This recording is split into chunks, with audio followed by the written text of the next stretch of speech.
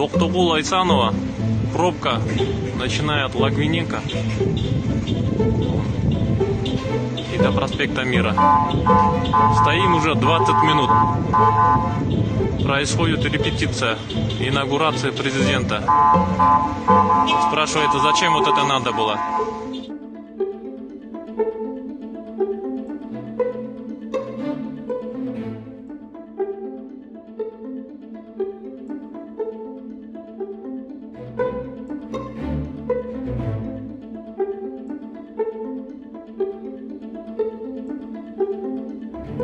Которые нас обкрадывают и доводят до нищеты. Я буду действовать в интересах всех граждан.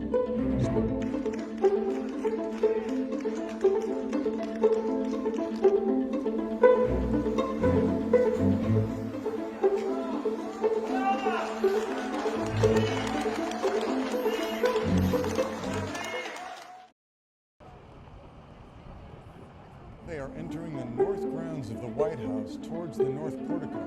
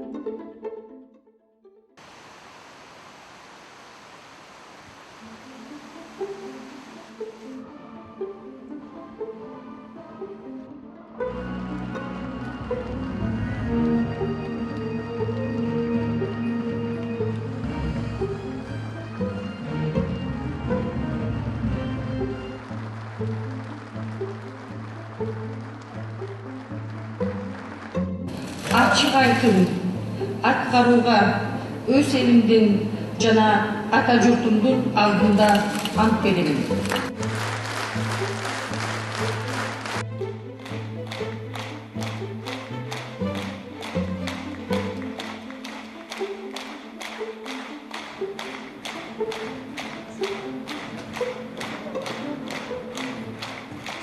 Атамбаев Алмазбек Шаршенович. Кыргыз Республикасынын Конституциясын так аткарууга, элибиздин биримдигин жана мамлекетибиздин бүтүндүгүн жана коопсуздугун сактоого ант беремин.